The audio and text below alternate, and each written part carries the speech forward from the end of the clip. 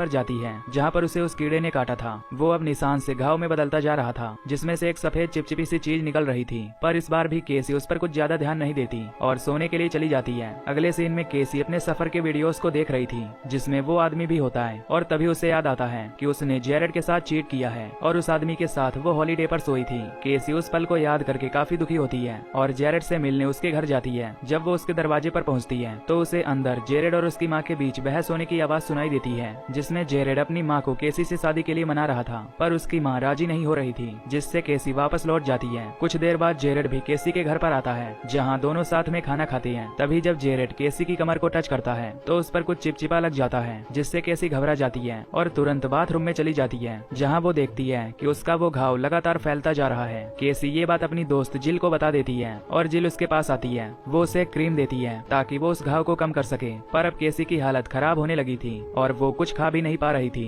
इसी बीच उसके एक पड़ोसी की नजर उस पर पड़ती है जो उससे उसके तबीयत के बारे में पूछता है, पर केसी उसे बहाना बता देती है। फिर वो क्रिस्टन से मिलने बाहर एक कैफे में जाती है जहाँ वो उसे बताती है कि जब से वो सफर से लौटी है तब से उसकी तबीयत खराब होती जा रही है और उसे समझ नहीं आ रहा कि वो क्या करे। जिस पर क्रिस्टन उसे अपना प्रेगनेंसी टेस्ट करवाने के लिए कहती है। घर आने पर केसी अपना प्रेगनेंसी टेस्ट करती है जहाँ उससे पता चलता है कि वो प्रेग्नेंट है, जिसका पता चलते ही वो काफी दुखी हो जाती है। तभी रात में केसी को एक सपना आता है जहाँ जेरेड और उसके दोस्तों ने उसके लिए एक पार्टी रखी थी। वहाँ पर वो सभी लोग एक बच्चे के लिए डिमांड कर रहे थे। तभी केसी के अंदर से एक लाल चीज निकलती है जो उन सभी पर हमला करने लगती है और सभी लोग उसे कुचलने लगते हैं। तभी ये भयानक सपना टूट जाता है और वो जागकर बाथरूम में चली जाती है जहाँ वो अपना चेहरा देखकर डर जाती है क्योंकि अब उसके घाव पर वैसे ही निशान बन रहे थे। तभी उसकी डोरबेल बजती है और उसे पता चलता है कि जेरेड की माँ उससे मिलने आई है, पर जैसे ही वो पीछे देखती है तो वो चिपचिपी चीज हर जगह कमरे में फैल चुकी थी। पर केसी इस पर ध्यान न देकर दरवाजा खोल देती है। तभी जेरेड की माँ कमरे की यह हालत देखकर उस पर गुस्सा करने लगती है और शादी तोड़ देने के लिए कहती है। तभी हम देखते हैं कि केसी अब धीरे धीरे एक कीड़े की तरह बनती जा रही है। उसकी एक पूंछ भी निकल आती है जिससे वो जेरेड की माँ पर हमला कर देती है और अपने मुंह से एक चिपचिपी चीज उसके मुंह पर फेंक देती है जिससे जेरेड की माँ का चेहरा जलने लगता है और उसकी काफी बुरी तरह मौत हो जाती है। जेरेड की माँ को मरा देख केसी काफी डर जाती है और उनकी बॉडी को वो बाथरूम में छिपा देती है। फिर वो जमीन पर बैठकर रोने लगती है। तभी वो देखती है कि वो चिपचिपी चीज किसी अंडे की तरह बन रही है। कुछ देर बाद हम जेरेड को देखते हैं जो अपनी माँ को लेकर काफी परेशान हो रहा था। उसे उनका पता कहीं नहीं चल रहा था, इसीलिए वो केसी के पास आता है, पर केसी दरवाजा नहीं खोलती और उसे चले जाने को कहती है। इस बात से गुस्सा होकर जेरेड वहाँ से चला जाता है। फिर हम क्रिस्टन को देखते हैं जो कि जिल से मिलने उसके घर जाती है। वहाँ वो उससे केसी के बारे में पूछती है। जिल उससे कहती है कि कल वो केसी से मिलने उसके घर गई थी पर केसी ने दरवाजा नहीं खोला, जिसे सुनकर क्रिस्टन वहाँ से चली जाती है। तभी हम जिल के पास केसी की रिंग को देखते हैं जिसे केसी ने हॉलीडे में खो दी थी। अब क्रिस्टन केसी के घर पर पहुँच जाती है जहाँ वो केसी को गेट खोलने के लिए कहती है और जैसे ही वो घर के अंदर जाती है तो वो केसी का चेहरा देखकर डर जाती है और वो उससे बचते हुए बाथरूम में चली जाती है। वहीं केसी उसे गेट खोलने के लिए कहती है और कहने लगती है कि मुझसे मत डरो, लेकिन क्रिस्टन दरवाजा नहीं खोलती। तभी उसकी नजर बाथरूम में पड़ी जेरेड की माँ की लाश पर जाती है और वो जल्दी से पुलिस को कॉल करने लगती है, पर तभी जल्दबाजी में उसका फोन बाथटब में गिर जाता है। तभी केसी भी गेट तोड़कर अंदर आ जाती है। तभी उसके हाथ से एक लिक्विड निकलता है जिससे क्रिस्टन की वहीं पर मौत हो जाती है। इस बात से केसी बहुत दुखी हो जाती है। फिर हम जिल को देखते हैं जो जेरेड से मिलने के लिए उसके पास जाती है जहाँ वो उससे मिल उसे केसी और उस आदमी की वीडियो दिखाती है जिसमें वो दोनों इंटीमेट हो रहे थे।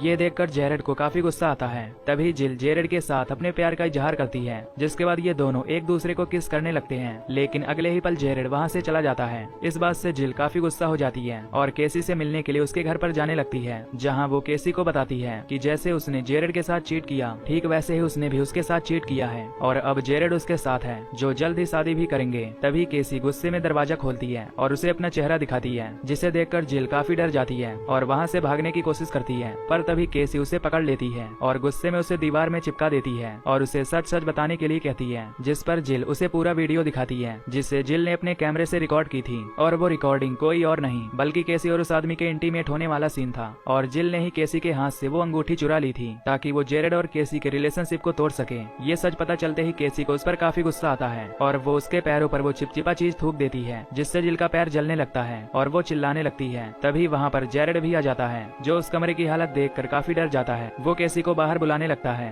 पर जिल की आवाज सुनकर वो अंदर आ जाता है और जिल को दीवार पर चिपका हुआ देखकर उसे वहाँ से निकालने लगता है, पर तभी वहाँ पीछे से केसी आ जाती है जो कि जेरेड को भी दीवार पर चिपका देती है। अब जेरेड केसी की यह हालत देखकर काफी डर जाता है और उसे उसकी बीमारी के बारे में पूछने लगता है, जिस पर केसी उसे बताती है कि जब वो सफर में गई थी तब एक झरने में ये तीनों नहाने गए थे और तभी उसे कीड़े ने काट लिया था, जिसके बाद से वो ऐसी बन गई है। तभी जेरेड उससे अपनी माँ के बारे में पूछने लगता है तो केसी उसे बताती है कि उसने उसकी माँ को अपने हाथों से मार दिया है। ये सुनकर जेरेड वहाँ से भागने की कोशिश करता है और जिल चिल्लाकर मदद मांगने की कोशिश करती है। तभी केसी उसे अपनी पूंछ से मार देती है, जिससे जिल की वहीं पर मौत हो जाती है। फिर केसी जेरेड से पूछती है कि क्या वो अभी भी उससे प्यार करता है और क्या वो अभी भी उससे शादी करेगा, जिस पर जेरेड उसे हाँ कर देता है। इस बात से खुश होकर केसी उसे दीवार से बाहर निकालती है, पर इस बात का फायदा उठाते हुए जेरेड उस पर हमला कर देता है और उसे गिरा देता है। पर केसी उसे अपनी पूंछ से अटैक करके जख्मी कर देती है, पर जेरेड भी हार मानने वाला नहीं था। तभी वो एक हथियार से केसी के पीठ पर अटैक करता है, जिससे केसी की मौत हो जाती है। फिर जेरेड वहाँ से बाहर निकलकर भागने लगता है, पर कुछ देर चलने के बाद उसे अपने शरीर में काफी दर्द महसूस होने लगता है, जिससे वो गिर पड़ता है। तभी वो पुलिस को कॉल करने लगता है, पर वो कॉल कर पाता इससे पहले ही वो भी मारा जाता है। अब कुछ दिनों बाद जब पुलिस वहाँ पर पहुँचती है तो वो वहाँ की हालत देखकर हैरान हो जाती है और एक एक करके वो सभी लाशों को बाहर निकालने लगती है। और जैसे ही सारे पुलिस वाले जेरेड की लाश के पास पहुँचते हैं, तभी जेरेड का पेट फट जाता है और उसके पेट से कई सारे कीड़े निकलने लगते हैं, जो उन पुलिस वालों को काटने लगते हैं, जिससे वहाँ पर कई पुलिस वालों की मौत हो जाती है। यानी कि जिस कीड़े ने केसी को काटा था वो असल में एक पैरासाइट था, जो कि इंसानों पर कंट्रोल करने की कोशिश कर रहा था। फिर अगले सीन में हम वापस से दो लड़कियों को देखते हैं, जो कि आपस में कहीं घूमने का प्लान बना रही होती हैं, पर तभी एक कीड़ा आकर उन दोनों के पैरों पर काट लेता है, जिससे इन दोनों लड़कियों के पैरों पर ठीक वैसा ही घाव हो जाता है जैसे केसी के हुए थे। यानी ये कीड़ा वैसे ही लोगों को शिकार बनाता रहेगा जब तक कि वो सभी इंसानों पर कंट्रोल ना कर ले। और इसी के साथ ये मूवी यहीं पर एंड हो